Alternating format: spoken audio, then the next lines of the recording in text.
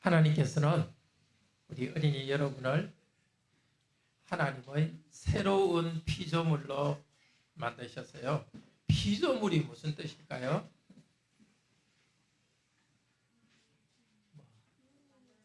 만들어 놓은 거. 하나님께서 어린이 여러분을 새로운 피조물로 만드셨어요. 교회에 나오는 어린이 여러분들은 그렇게 만드셨어요. 원래 한번 태어나기도 하지만 태어난 여러분이 믿음으로 하나님을 믿을 때 새로운 피조물로 만드셨어요. 어떻게 새로운 피조물로 만드느냐? 예수님께서 여러분을 위해서 십자가에서 하나님으로부터 벌을 받았어요. 원래 우리가 죄인이니까 우리가 벌을 받아야 되는데 예수님께서 대신 벌을 받아서 죄에 대한 벌을 받아서 예수님께서 여러분의 죄에 대한 벌을 받아서 십자가에 죽으셨어요. 그래서 하나님께서는 여러분의 죄에 대해서 벌을 하지 않아요. 그런데 예수님은 십자가에 죽으시고 그 다음 어떻게 되셨죠? 부활하셨죠. 다시 살아났어요. 이제는 예수님의 영 성령님이 함께 계시면서 어린이 여러분에게 새로운 생각을 하고 새로운 삶을 살아가도록 하나님께서 도우세요. 여러분에게는 예수님의 영이 성령님이 항상 함께 계십니다. 그런데 하나님께서 여러분만 새롭게 만드는 것이 아니라 하늘과 땅을 다 새롭게 만들 거예요. 하늘과 땅을 새롭게 만드는 그 일을 벌써 시작했는데 여러분을 새로운 사람으로 만드는 것에서 하나님께서 새 세계를 만드는 것을 시작했어요. 먼저 하나님께서 하나님의 영이 여러분들과 항상 함께 계시고 예수님께서 재림하시면 하늘과 땅이 다 달라진 새 세계를 우리가 보게 될 것이에요. 모든 사람은 하나님 형상이니까 귀하지만 예수님을 믿는 여러분은 하나님께서 새로운 피조물로 만들기 때문에 너무너무 귀해요. 그래서 사람을 바라볼 때에 겉으로 드러나는 것을 가지고 사람을 보면 안 돼요.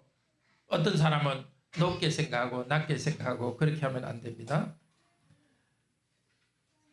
가난한 사람 가난하다고 무시하면 안 되겠죠. 그리고 장애인이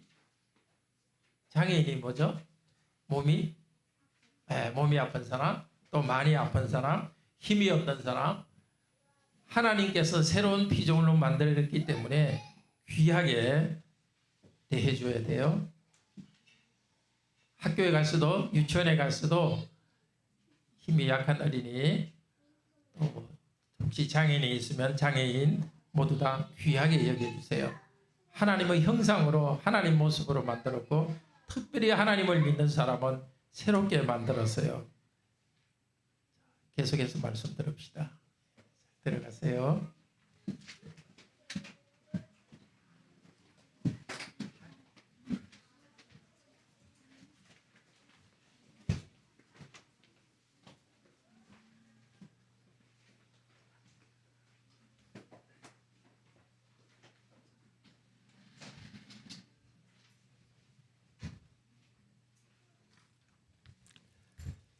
그렇습니다. 하나님께서는 그리스도 안에서 우리를 새로운 피조물로 삼아 주셨습니다.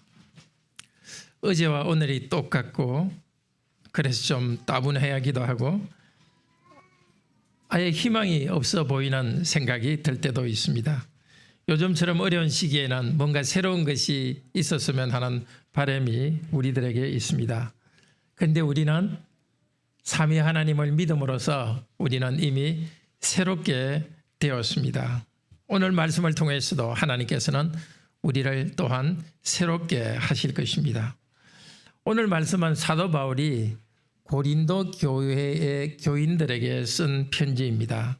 하나님께서는 사도 바울에게 먼저 은혜를 주었고 그리고 그 은혜를 사도 바울은 교인들과 함께 나누기 위해서 이 편지를 썼습니다. 우리에게 준 성령님의 편지입니다.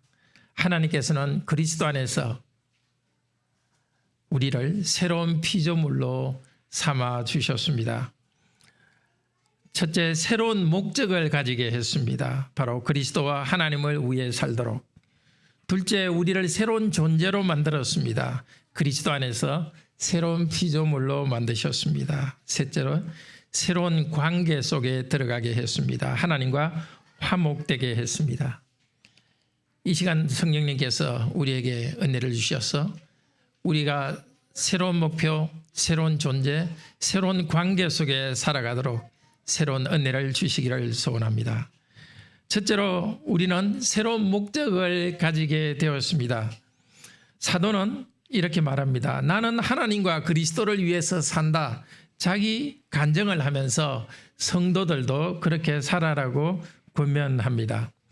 그리스도를 위해서 사는 사람은 사람을 의식하지 않습니다. 눈치를 보지 않습니다. 11절에 우리는 주의 두려우심을 알므로 사람들을 권면하거니와, 하나님을, 주 예수 그리스도를 높으신 분이요, 나를 위해서 그렇게 큰 희생을 하고 영생을 주신 분이기 때문에 존경하고 존중하고 높입니다.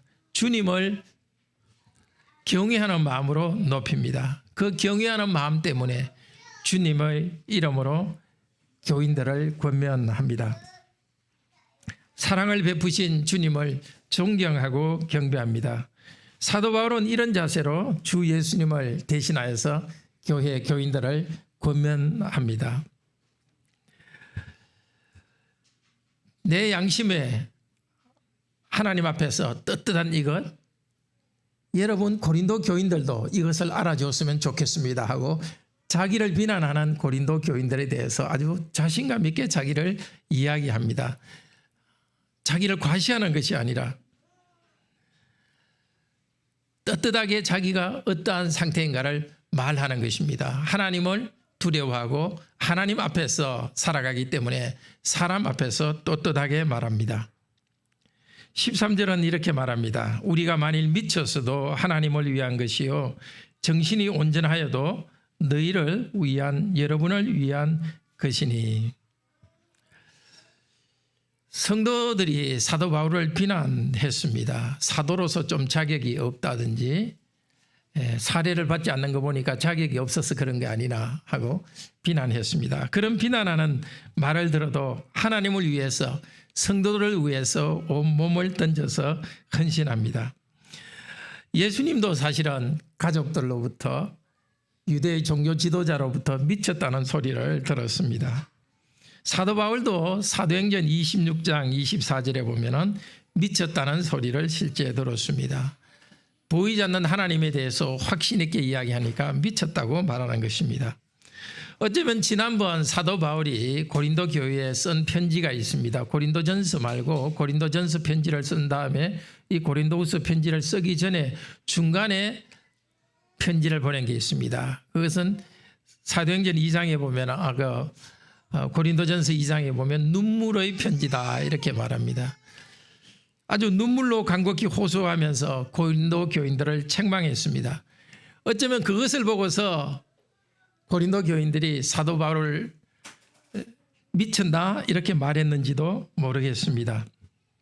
그러나 사도 바울은 사람들이 자기를 뭐라고 말하건 비난하건 관계없이 예수 그리스도에 대한 두려움 가운데 사역을 합니다.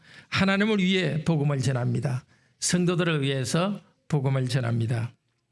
목사는 하나님을 위해서, 성도들을 위해서 굳세게 복음을 전해야 됩니다. 비난받고 모욕을 당할 것을 각오하면 웬만한 비난도 참고 견딜 수 있습니다. 우리 모든 성도님들도 마찬가지입니다. 하나님 말씀대로 사는 것 때문에 사람들로부터 비난받는 일이 있을 수 있습니다. 이렇게 험한 시대에 살아가는 우리들에게는 하나님 말씀대로 하는 것 때문에 비난받을 수 있습니다. 그것을 두려워하지 맙시다. 말씀대로 살아갑시다. 그렇게 하나님께 영광 돌리는 것이 다른 사람을 돕는 길이기도 합니다.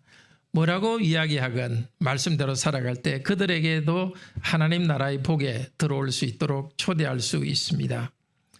14절 15절에서도 위하여를 계속합니다. 사도 바울이 하나님을 위해서, 성도를 위해서 살아갈 수 있는 것은 예수 그리스도의 사랑을 듬뿍 받았고 그것을 알기 때문입니다. 14절에서 말합니다. 그리스도의 사랑이 우리를 강권하시는도다.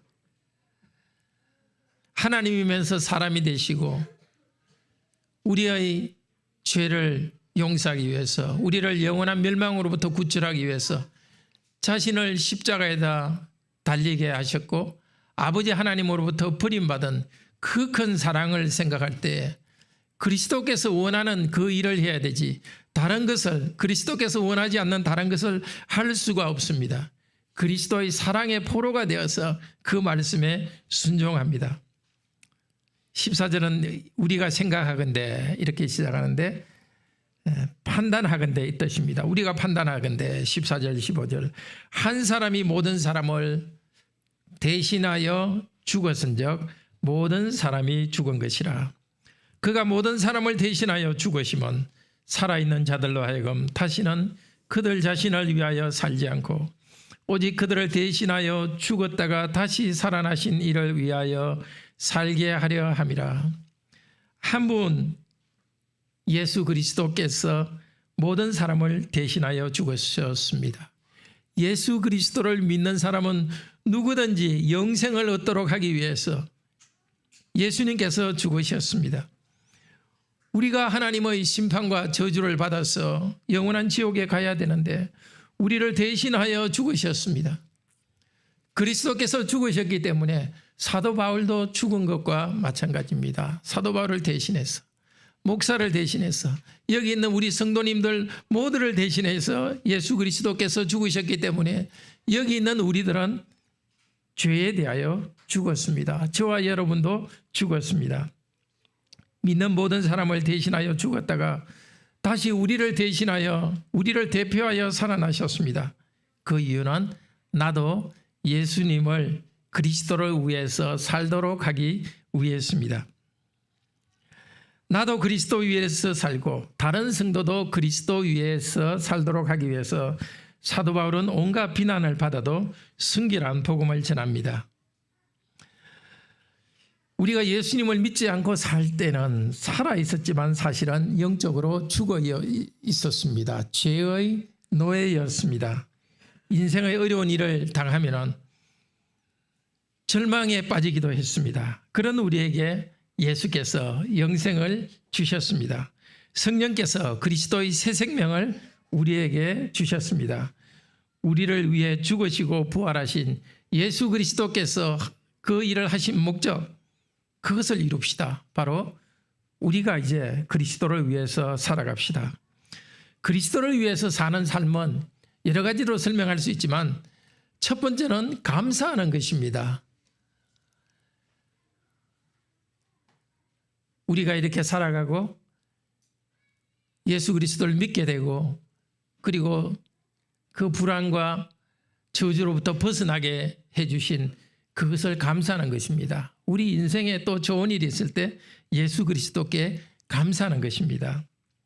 두 번째는 내게 주신 직분에 충성하는 것이 그리스도를 위해서 사는 것입니다. 사람의 인정을 구하지 않고 예수 그리스도와 연합하여서 직분에 충성합니다. 사람들의 비난을 두려워하지 않고 신실하게 직분을 감당합니다. 목사는 목사로서 복음을 신실하게 전하는 것입니다. 성도님들은 가정이 조직된 가정에서는 가정에서의 직분을 다하고 또 미혼이거나 혼자 계신 분들은 혼자 사는 대로 삶 전체를 들여서 하나님을 기쁘시게 하는 것입니다. 또 직장에서 사업을 하건 또 고용되어 있건 간에 무슨 일을 하든지 그리스도께 하듯이 일하고 살아가는 것이 바로 그리스도를 위해서 사는 것입니다. 둘째로 우리는 새로운 존재가 되었습니다. 그리스도 안에서 새로운 존재가 되었습니다. 16절에서 17절입니다. 그리스도를 위해서, 하나님을 위해서, 성도들을 위해서 새로운 목적으로 살 수 있는 것은 우리가 새로운 존재가 되었기 때문입니다. 그리스도 안에서 새로운 존재가 되었기 때문입니다. 17절 이렇게 말합니다. 누구든지 그리스도 안에 있으면 새로운 피조물이라. 이전 것은 지나갔으니 보라 새 것이 되었도다. 예수님을 그리스도 하나님으로 믿은 우리들은 새로운 존재가 되었습니다. 이제 새 시대가 되었습니다. 우리 자신이 새로운 존재가 되었고 새 시대를 살아가면서 우리는 다른 사람을 평가하는 관점도 달라졌습니다. 육체를 따라 사람을 알지 않는다. 누구도 육체를 따라 알지 않는다고 사도 바울이 말하고 있습니다. 육체를 따라 안다는 것은 사람의 외적인 조건을 따라서 사람을 평가하는 것입니다. 가문이나 재산, 외모, 지식, 그런 이 세상에서 좋다고 생각하는 그 기준으로 사람의 가치를 평가하는 일을 하지 않습니다.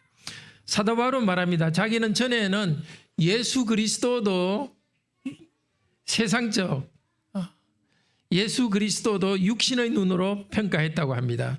그냥 십자가에 달려 죽은 약한 자로 알았습니다.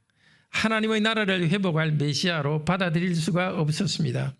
바울 자신에게 자기의가 가득 차 있을 때였습니다. 그런데 그가 다메섹으로 가는 그 길에서 부활하신 예수 그리스도께서 사도 바울을 만났습니다.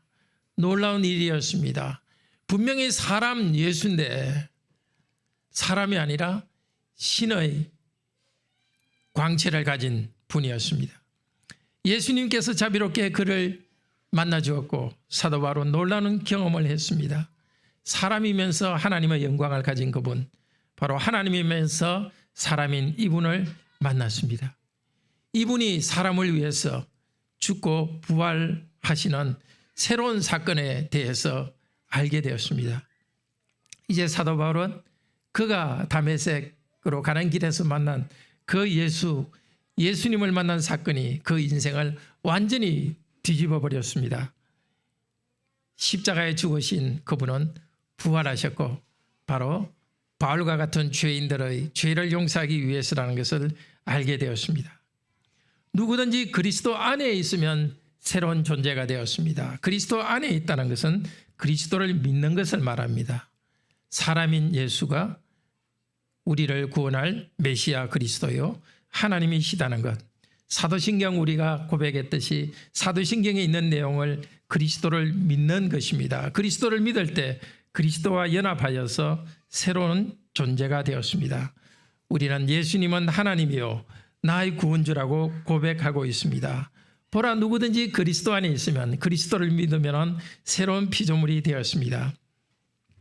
새로운 피조물이라 할 때 새 것이라는 것은 사람에 대해서보다는 좀 더 큰 범위의 것에 대해서 씁니다. 로마서 1장 22절이나 25절, 8장 19절, 22절 등등의 새 것이라는 것은 단순한 사람이 아니라 사람을 포함한 새 하늘과 새 땅을 말하고 있습니다. 이사야 65장 17절이 이렇게 말합니다. 보라, 내가 새하늘과 새 땅을 창조하리니 이전 것은 기억되거나 마음에 생각나지 아니할 것이라. 구약시대에서부터 벌써 하나님께서 새 하늘과 새 땅을 만들 것을 예언했습니다. 이제 하나님께서 그리스도인 개인을 포함해서 온 우주를 새롭게 하시는 일을 시작하셨습니다. 먼저 사람에서 새로운 사람을 만드셨습니다. 새로운 공동체를 만드셨습니다. 민족의 차이를 뛰어넘는 하나의 새로운 공동체, 교회 공동체를 만들었습니다. 성도는 교회라는 새로운 사회에서 살아갑니다. 믿는 자들이 사는 곳은 어느 곳이든지 새로운 세계입니다. 교회뿐만이 아니라 우리 성도님이 있는 곳, 일하는 곳, 그곳은 하늘도 땅도 나무도 새로운 세계입니다. 하나님에 의해서 새롭게 된 사람인 우리가 사는 그곳, 직장이나 학교나 들판이 우리에게 이미 새로운 세상입니다. 믿는 자들의 공동체인 교회는 믿음으로 서로 용서하고 하나된 공동체로서 새로운 사회를 이루어가고 있습니다. 그리스도와 연합하여서 새로운 시대를 살아가는 성도들에게는 사람에 대한 관점이 다릅니다. 그러나 고린도 교인은 여전히 바울을 세상적 관점으로 보고 있었습니다. 그들 눈에 비친 바울은 목마르고 헐벗고 집이 없이 정처 없이 떠돌아다니는 사람이었습니다.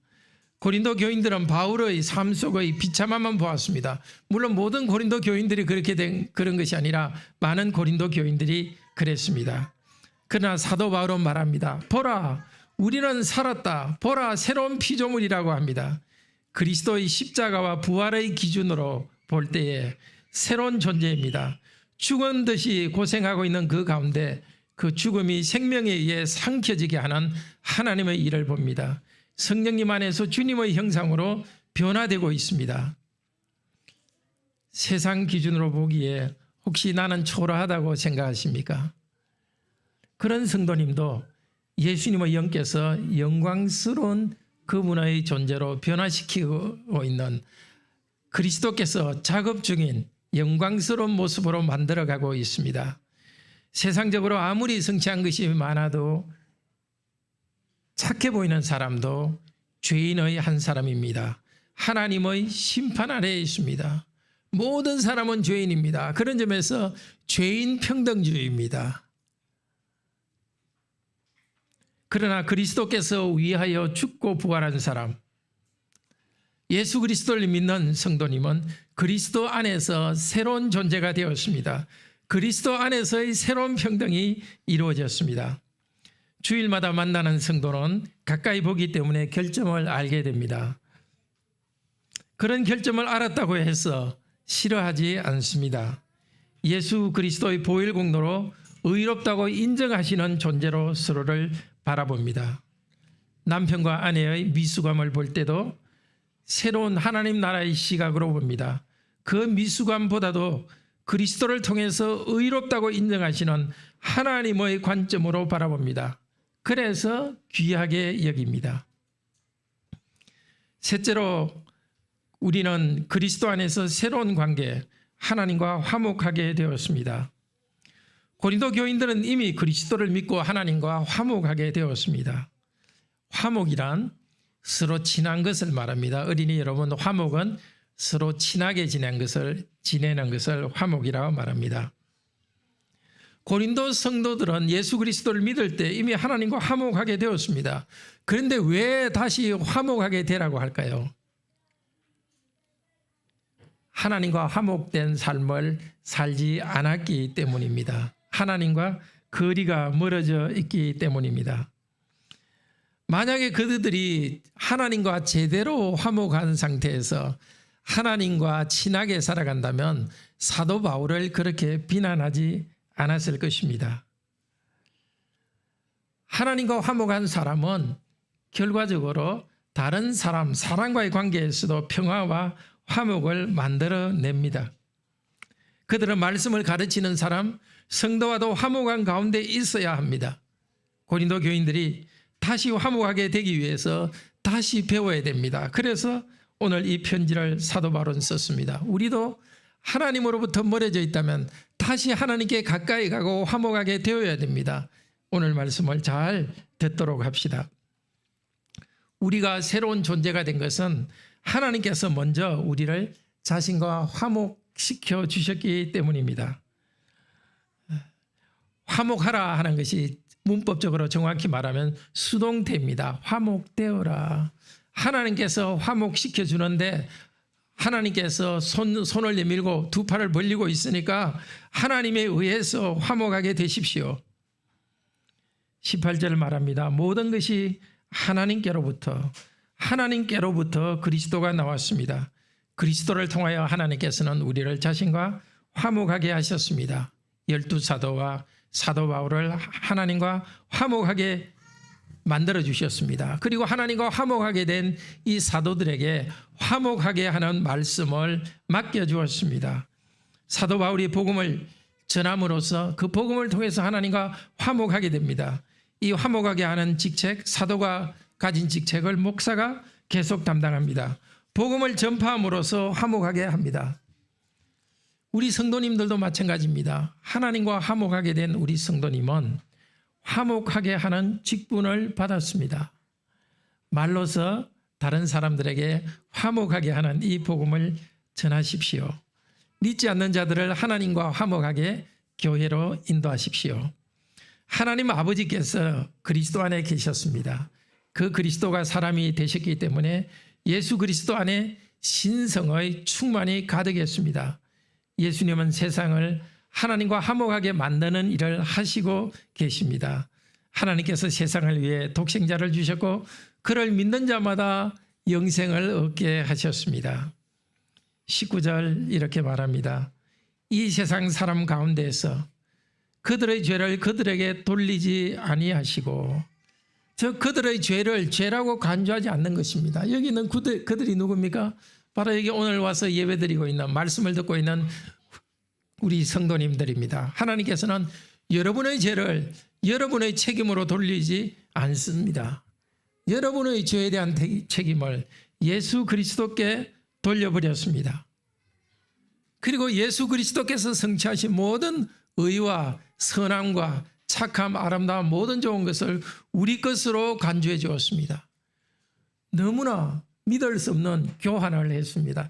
예수님의 의로움을 우리의 것으로, 우리의 죄를 예수님의 것으로 판단했습니다. 그렇게 하기 위해서 죄에 대한, 죄가 없으시지만 죄에 대한 심판, 징벌을 예수님께서 톡톡히 받도록 했습니다.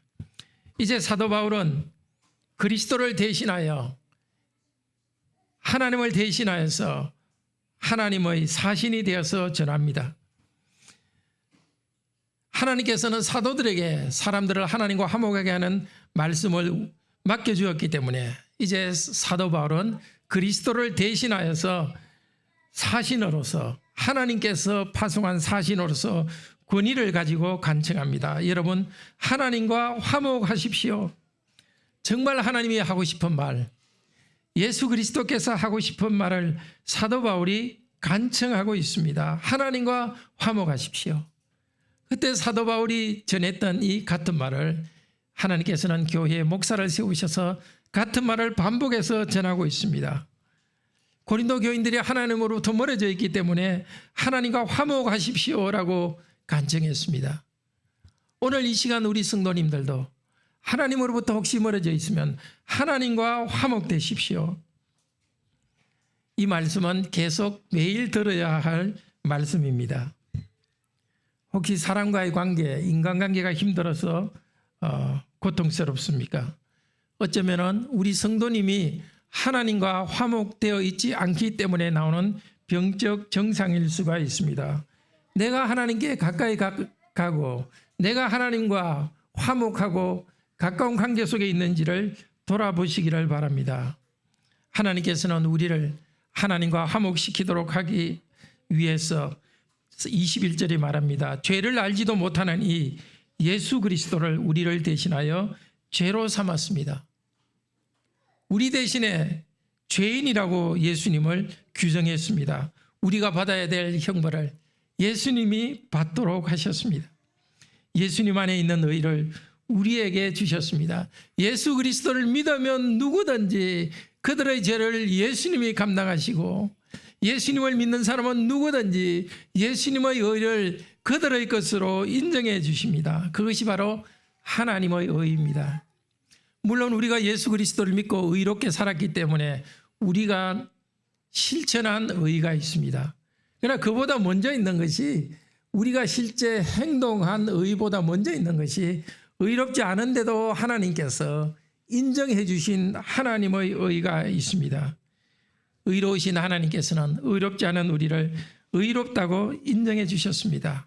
우리의 죄를 우리에게 돌리지 않으셨습니다. 우리를 의인으로 간주하셨습니다. 죄인인 여러분, 서로 다툼과 갈등 속에 있는 여러분, 하나님과 화목하게 지내라고 여러분을 이 시간 초대하십니다. 초라한 모습 그대로, 부끄러운 모습 그대로 오라고 받아들여 주십니다. 하나님, 그리스도께서 고난받으시고 나 대신 죄인이 되셔서 이제 나에게 하나님의 의를 인정해 주시고 하나님의 가족이 되도록 해 주시니 감사합니다. 이 시간 다시 고백하면서 하나님께 가까이 나아가고 하나님과 화목되도록 합시다. 6장 1절 2절에서 말합니다. 하나님의 은혜를 헛되이 받지 말라. 보라, 지금은 은혜 받을 만한 때요. 보라, 지금은 구원의 날이로다. 보라, 지금 바로 이 순간 이 기회를 놓치지 말기를 바랍니다. 다시 신속히 예수 그리스도를 믿고 받아들이도록 합시다. 사랑하는 성도 여러분, 하나님께서는 그리스도 안에서 우리를 자기와 화해하게 하시고 새로운 피조물로 삼아주셨습니다. 첫째로 우리는 자신을 위해서 살지 않고 그리스도와 하나님 그리고 다른 사람들을 위해 살아가도록 새로운 목표를 받았습니다. 하나님 앞에서 삽시다. 사람들의 인정을 구할 필요가 없습니다. 사람들에게 참되고 유익한 일을 하도록 합시다. 둘째, 하나님께서는 우리가 새로운 목표를 가지고 살아가도록 우리를 새로운 피조물로 만들어 주셨습니다. 셋째, 우리를 새로운 피조물로 삼기 위해서 하나님께서는 그 아드님을 그리스도로 보내주셨고 사람이 되도록 하셨고 십자가에서 우리를 위한 속죄 제물로 삼으셨습니다. 계속해서 예수 그리스도의 보혈 공로 때문에 우리를 하나님과 화목하게 하십니다. 바로 지금이 하나님께서 우리를 하나님과 화목하게 하시는 때입니다. 하나님과 화목하게 되십시오. 내 죄를 그대로 덮어주어서 의롭다 하시는 그리스도의 보혈 공로를 믿으십시오. 하나님과 화목하게 살아가십시오. 하나님과 친하게 지내면서 마음의 평화를 누리십시오. 우리 모두 하나님과의 관계를 회복합시다. 헛되게 하나님의 은혜를 받지 맙시다. 우리 다 같이 289장으로 하나님을 찬양합시다.